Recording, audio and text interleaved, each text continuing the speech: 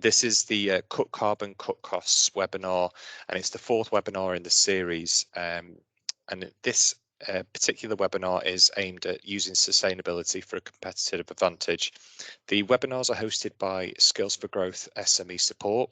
Now, if you're not aware of what SME support is or what the Skills for Growth programme is, we help support businesses in Greater Manchester get the skills they need to drive growth and productivity in your organisation. So how that works is we understand what business objectives you have, what growth ambitions you have, what challenges you're currently facing. What we then do is work with each of your individual employees within the organisation and understand what skills they would need to be more productive in their role. What we then do on behalf of you and work alongside you is we research and broker training and skills development on behalf of the business employees, essentially meaning that we go out and find the right training courses, and in probably 80 to 90% of cases where we can find fully funded training for these particular purposes. So we'll provide details about how to access the Skills for Growth programme after this session. But without further ado, I'd like to introduce Bex Bowcock and Carl Hirst, who will take you through today's session. Thank you.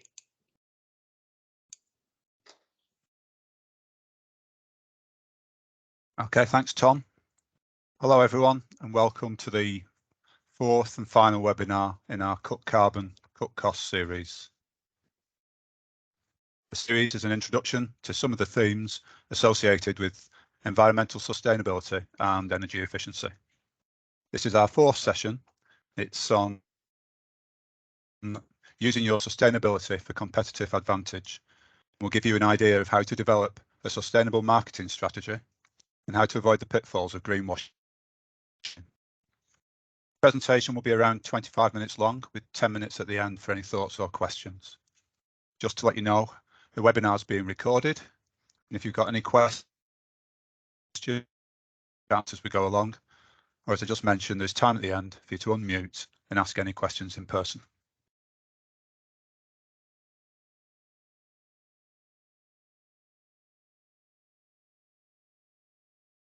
Okay, today's presenters are myself, Carl Hirst, and my colleague Bex Bowcock. We're both sustainability and net zero advisors with the Business Growth Hub. Together, we've got a combined 47 years experience in the energy and environmental sectors, helping businesses to cut their carbon and cut costs. Today, I'll be starting by discussing how to develop a green or sustainable marketing strategy, promoting the good things you've done to cut carbon or reduce your environmental impact. And Bex will then look at some of the key definitions and terms that businesses use to market their green credentials, and how to avoid the greenwashing that many businesses use, which can be very confusing for customers that are trying to be more sustainable. I'll start by introducing what we do in the Sustainability and Net Zero team. Our Sustainability and Net Zero service helps businesses to minimise inefficiencies within their operations and quantify and reduce their carbon emissions. We offer on-site resource efficiency reviews and one-to-one support to help identify opportunities and cost and carbon savings. We also help businesses to calculate their carbon footprint and develop an action plan to improve. We can help you build a business case for investment in low carbon technologies and help you to develop an environmental strategy. We can support you to implement projects, find local suppliers of green technologies, funding. Carl, we also run a program of webinars. Carl, can I just you're dropping in and out of audio. Would you be able to just turn your camera off? And it might just help with the audio. Yeah. Might. Okay. Hopefully that's a bit better. So we run a similar series of called Journey to Net Zero. It's longer and goes into more depth, and it's for businesses that would like to improve sustainability but don't know where to start. There's a link to our services in the slide pack.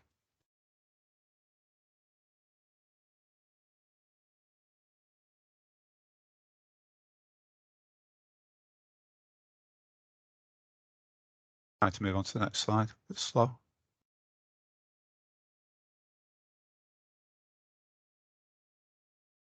think you had it then, Carl. Do you want me to flick the screen over for you? Now there's should be another slide in there.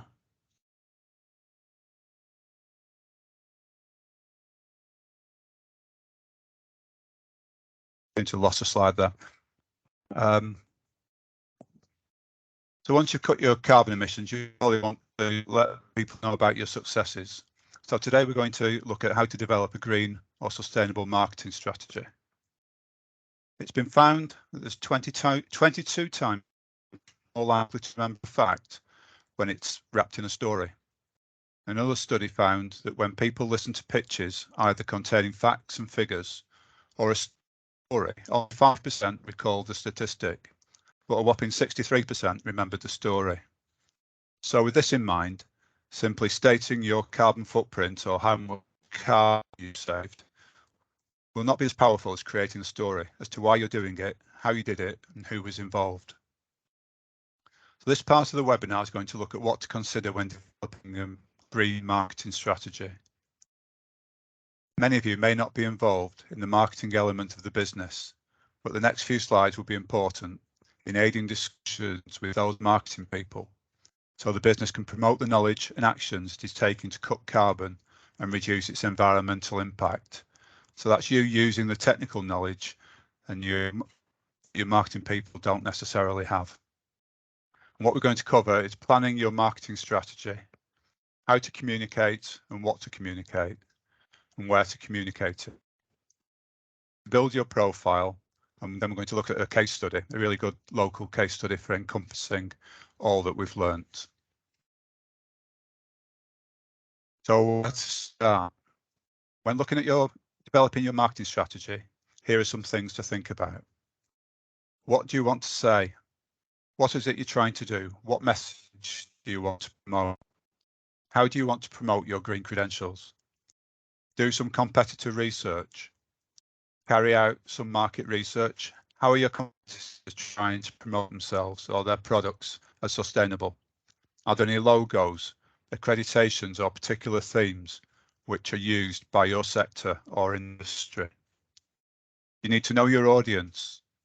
Who are your target audience for your business?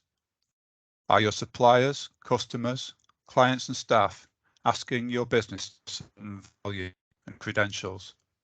Having third-party accreditations to point to are really valuable.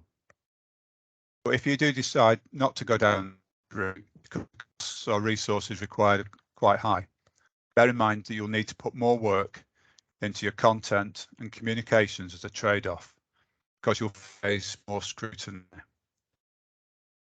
How best to communicate with your audience? What channels are they already engaged with? And what should the tone of your green message be? You need to understand what your customers' expectations are. Are they using your product or service to solve a particular problem? Is there a green alternative you could develop for this? Keep in front of any areas of innovation which your product or service could support with a green agenda. You see a lot of this within the construction industry, using BREEAM standards for sustainability in the built environment. And understand what your success would look like. Important. What would a successful green marketing strategy look like, and how would it be measured? Examples could include clicks on your website, interactions on social media, interviews on sustainable themes, and quotes in articles which build your profile as a green business. Enter Sustainable Business Awards, get new work and higher scores in tenders. Feedback from clients and staff, new products and service innovation can all be used as measures of success. Understanding how successful a strategy is crucial, as continuous development will lead to improvement and success of your sustainable marketing strategy.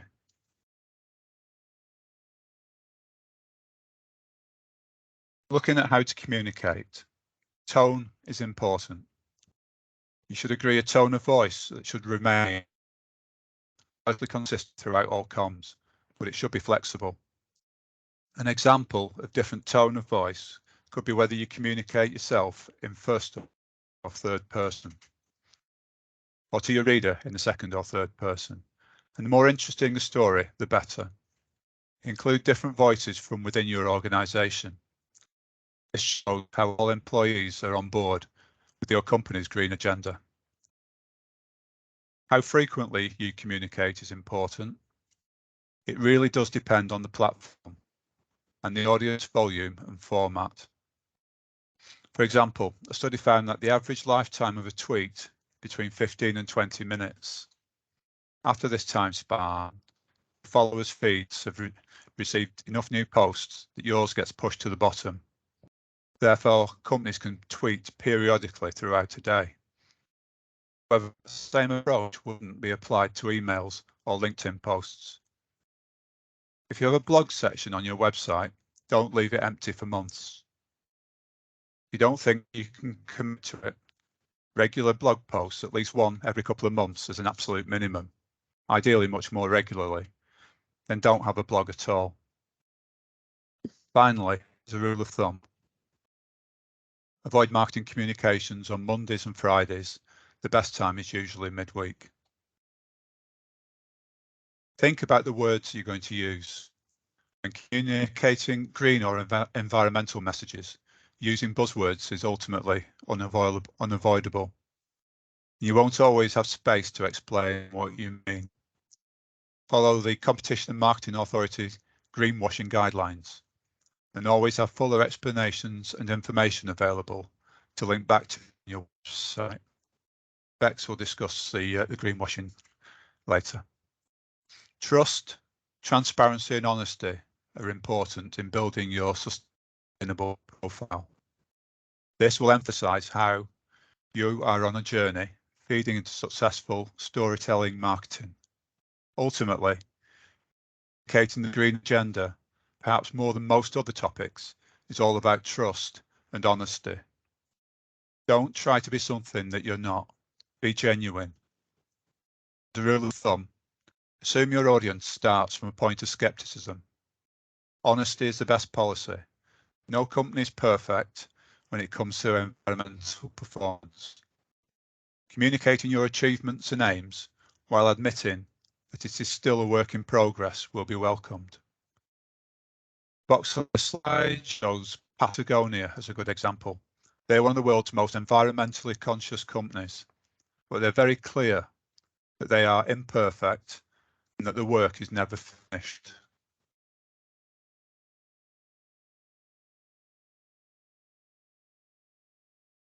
If you do use in-house labels and logos, make sure they're fully explained. Faith in Nature, or an SME shampoo and skincare manufacturer based in Bury, who we've supported over a number of years. And their website is a great example of how to do green marketing right.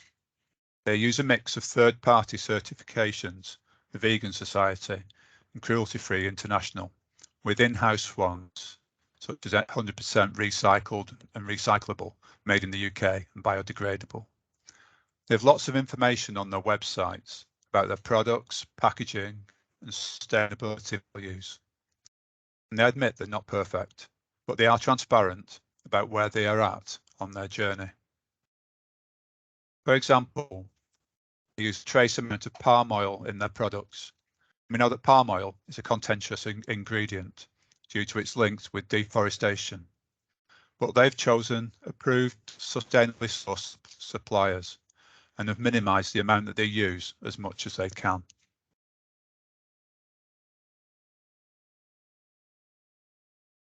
There are a multitude of platforms that can be included in your green marketing strategy, with different platforms having different purposes.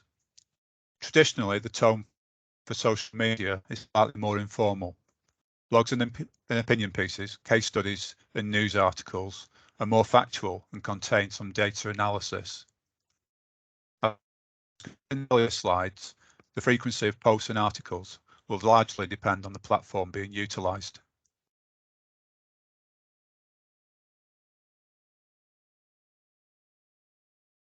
Regardless of the platform that you use, ensure the information is up to date. And although you should avoid telling the same story across all the channels, there should be consistency in the message. Think about the content on your website. As the first port of call for stakeholders, website should be treated as your environmental disclosure platform. Your website should have easily accessible information about your actions, aims, strategy and journey. And covered in Monday's webinar, your environmental policy. Consider ideas for blogs and communications. Over the last year, industry and government announcements on the green agenda came thick and fast, heightened by the momentum around COP26 in Glasgow and the recent COP27 in Egypt. Piggyback on these where relevant. For example, when the government publishes its building strategy or its transport decarbonisation strategy, use it as an opportunity to show your stakeholders what you're doing on buildings or transport. Watch out for research and reports in your sector through industry associations. For example, Make UK for manufacturers. Sign up to newsletters or RSS feeds. Set Google alerts relating to your business. Also follow and connect with businesses and sustainability leaders on LinkedIn and comment on sustainability issues to build your green profile.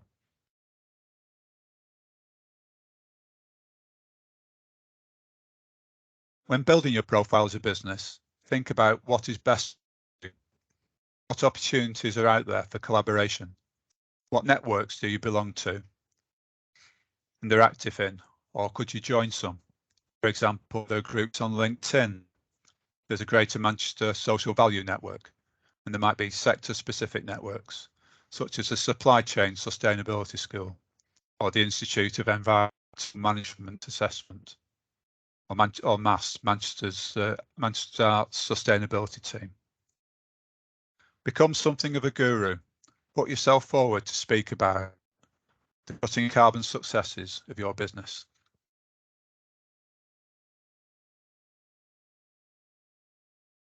Applying all the material we've covered to deliver an engaging and successful marketing strategy is Crystal Doors. They're a Rochdale business that makes vinyl wrap doors for kitchens and bathrooms.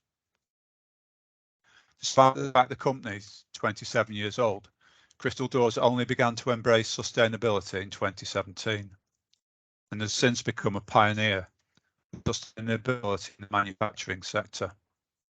Crystal Doors' efforts to communicate its progress and strategy has been key to its success in environmental circles. They would not have been awarded their Queen's Award without it.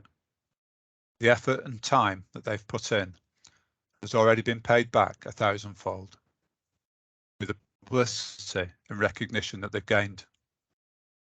On this page, we can see collaboration with other organisations. They are promoted on the Business Growth Hub website through LinkedIn.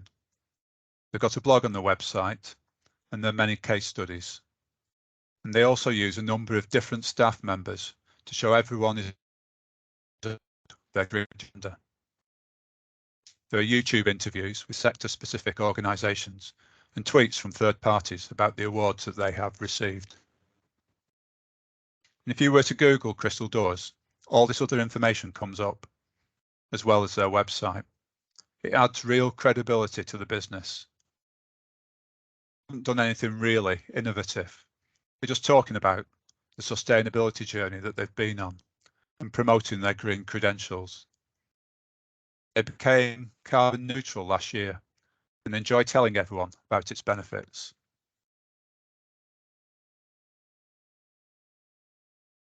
Let's go back over some of the things we've covered when developing a green marketing strategy that you need to think about.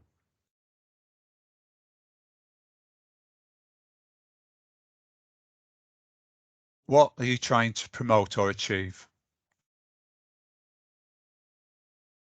Do market research. What is your industry doing? What are your competitors doing? Are there any green credentials that you need? What do your customers want? If the product already has green credentials, interrogate these. Who is your audience? And what channels and tone should you be using for these? What does success look like? Website hits, responses, likes, replies, shares, increased business partnerships, decreasing calls and requests for information on green credentials.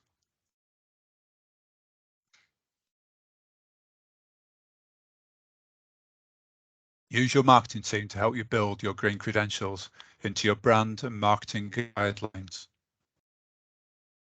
Make sure your website is up to date, especially if you have sustainable accreditation, which need to be recertified by a certain date. Remember to consider what words to use, how you want to position yourself as being at the start of your green journey, but that you're in it for the long haul. We'll keep chipping away at it. Also, you don't need to be seen as innovative. You need to be seen as open, transparent, and trustworthy by stating facts and your intentions. This will help you to encourage new clients and open conversations with suppliers, as they know having robust environmental credentials is important to you as a business, ultimately making life easier within the whole value chain. I'll now hand you over to Bex to explain some of the jargon used in sustainability and avoid greenwashing. Thank you, Carl. Hopefully you can all hear me okay. So Carl has just discussed what should be considered when implementing a marketing strategy which is focused around your sustainability journey. And so for this part of the session, I just wanted to define some key sustainability jargon that you might be thinking about using within your marketing strategy. And just to be clear about what the definitions of those terms are, and also just a bit of an introduction into greenwashing and carbon offsetting. So this is sort of like a word cloud here of all the different words and terms that are thrown around in this space, and we understand that it can be really confusing to understand what they all mean. However, it's key that you completely understand the terms that are using within your marketing to ensure that you are communicating your message accurately. So, for example, you might think that these terms are interchangeable. However, each have a different definition, which, if misused, could mislead your audience. So, net zero, for example, this is about the amount of greenhouse gas emissions going into the atmosphere are balanced by the same amount of greenhouse gas emissions being removed from the atmosphere. Net zero focuses primarily on reducing your greenhouse gas emissions and then offsetting the remaining balance. So that could be implementing renewable technologies, improving the energy efficiency of your premises, and really getting your emissions down to a point as closest to zero as you can get, and then using offsetting to omit the remaining balance. Carbon neutral, on the other hand, is about balancing greenhouse gas emissions by offsetting. So you as an organisation could become carbon neutral tomorrow if you knew what your emissions were for your organisation. So you could buy carbon offsetting credits that are equivalent to your emissions. Zero carbon, on the other hand, is about reducing emissions to absolute zero. And carbon negative or carbon positive is about when a business removes more carbon emissions from the atmosphere than they emit. So hopefully and I always use this slide when I talk about anything within this space, because I think it's really important to understand the difference between net zero and carbon neutral when you're when you're doing your marketing strategies, just to ensure that you're not accidentally greenwashing. So I did touch on carbon offsetting here, and we don't have the time today to cover carbon offsetting in the depths that it requires. But put very simply, carbon offsetting is, it broadly refers to a reduction in greenhouse gas emissions or an increase in carbon storage. So this could be through land restoration or the planting of trees, and that is then used to compensate for the emissions that occur elsewhere. as I said, we haven't got enough time to go into all the details of carbon offsetting, but as an organisation, and what we advise our clients is that it should be your last resort, because if you think about it, as your organisation, if you can make the improvements to your building to improve your efficiency, to bring your emissions down, you will have a long-term financial reward, and therefore it's worth investing your money into, basically. But if you are going to go for carbon offsetting, do your research and always choose quality over price. It's really, really important that you look for verification, and some of these standards, some of these verifications to look out for is the gold standard, which is I think it's the WWF, and then also there's a UK Woodland Carbon Code.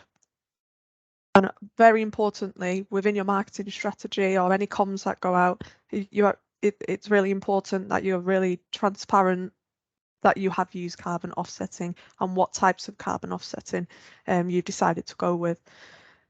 But the thing is with carbon offsetting is that the true benefit is uncertain. So if you invest in a carbon offsetting scheme that, I don't know, plants a tree for every transaction or something like that, the actual benefit of that tree might never be seen. For example, the tree might die before it hits an age of where the carbon would be sequestered, and therefore the carbon offsets can only be estimated. From a stakeholder perspective, it could sometimes be viewed as shirking your responsibilities and greenwashing. And also, I'm sure you've all seen different articles in the news about low quality offset scandals that have been reported in the press. So what even is greenwashing? So as I said, you've probably heard of the term greenwashing or greenwashing in the media, and it's used to describe the practice of companies launching adverts, campaigns, products, etc. under the pretense that they're environmentally beneficial, but when this is in contradiction to their environmental and sustainability record in general. So there's been the skepticism over green claims is increasing rapidly, and this is because expectations increase and markets shift. So in other words, the baseline of what is perceived to be greenwashing is rising. So it's important to get ahead now and take the measures to avoid it. So I've just got a couple of examples of greenwashing, and really what I want to illustrate here is how greenwashing can come in different forms.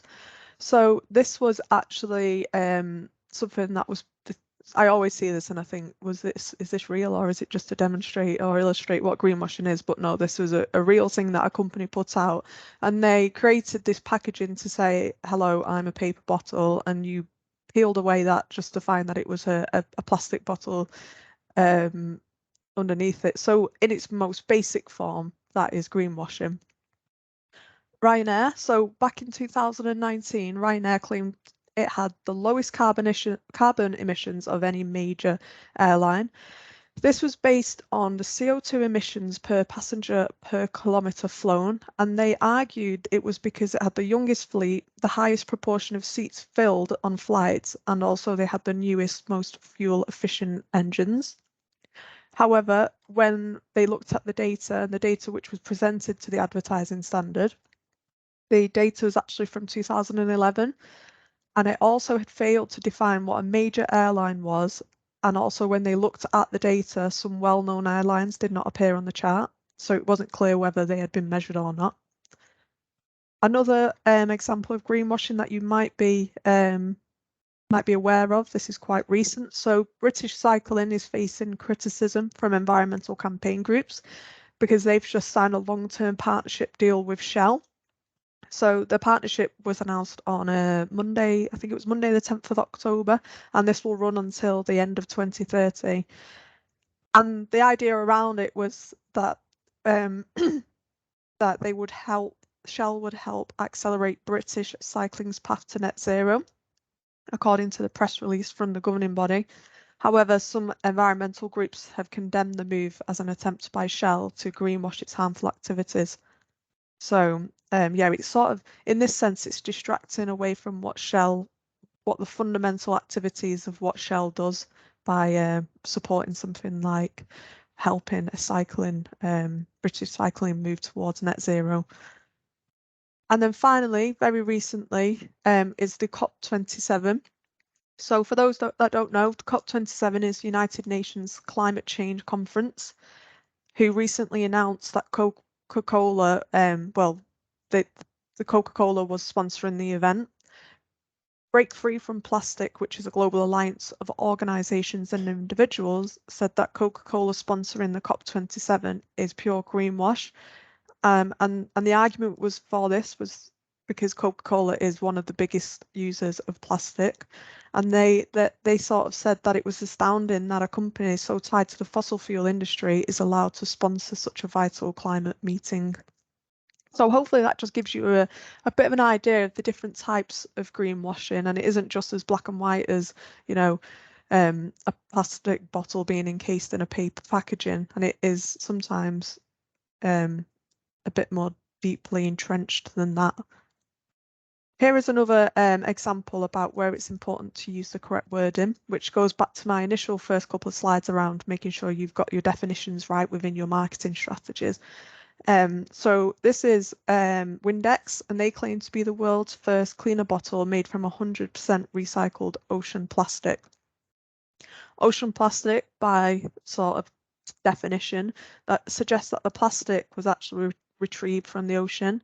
However, the plastic was sourced from plastic banks in Haiti, the Philippines, and Indonesia, and it was plastic that would otherwise have leaked into the ocean, therefore ocean-bound plastic. So within this sense, it's not exactly that Windex have gone and scooped a load of plastic out of the ocean to create these plastic bottles, as what would be assumed really in their marketing campaign, when actually it was plastics that were bound to end up in the ocean. So you could see that just a small word change really changes the message there. So also, the Competitions and Markets Authority found that 40% of sustainability-related claims by businesses online could be misleading. And some of these common issues were that products were routinely labelled as organic or recycled, but despite not containing the majority of organic ingredients or recycled content. They also found that products were often labelled as free from plastic microbeads, unlike others. Well, I'm sure you all know, but microbeads have in fact been banned across the UK for several years now. So it is really important that you get your messaging right. There is a reputational risk associated with greenwashing, and you don't want to become a company that potential stakeholders do not trust, because in turn this could affect attracting new customers, markets, and even employees. So we've found that surveys from big consultancies have found that staff want to be working for organisations that are doing the right thing in terms of sustainability in this space. In addition to that, there's also a financial risk of greenwashing, and very recently there is growing financial risk as the Competitions and Markets Authority have actually got new powers now, so they can issue fines to organisations that are found to be greenwashing. So there's that additional risk there in terms of the financial risk.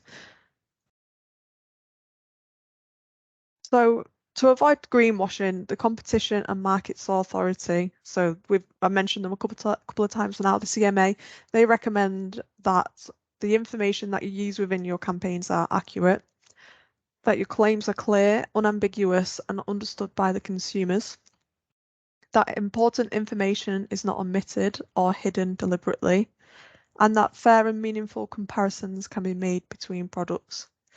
It's really important as well that the full life cycle of a product has been taken into account. So, for example, you might have a product that inherently has a very negative impact on the environment, but you then package it in paper packaging. So actually you're talking about the paper packaging, but you're not considering the full life cycle impact of that product, which is another sort of example of greenwashing. It's really important as well that your claims are substantiated. So businesses must be able to back up any claims with robust, credible and up-to-date evidence when they're challenged by a consumer or an interested group.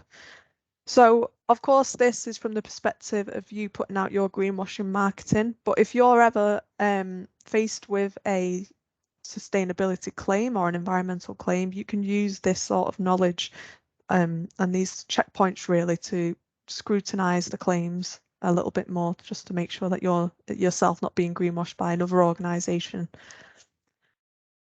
So me and Carl have stopped through a couple of themes there, and also 4 other themes within the earlier workshops, and these really have been touching the tip of the iceberg really, and some of these topics that are really important to your organisations to get you from becoming not knowing much about net zero all the way to implementing your strategy.